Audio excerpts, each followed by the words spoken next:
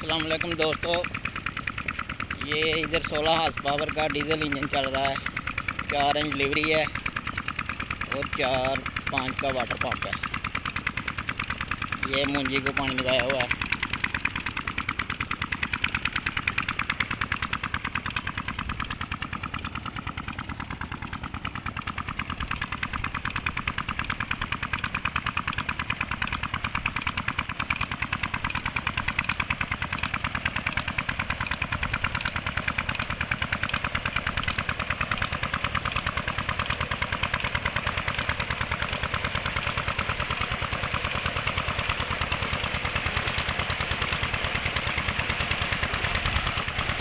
Engine बिल्कुल slow चलाया हुआ है, बहुत स्पीड पे चल रहा है।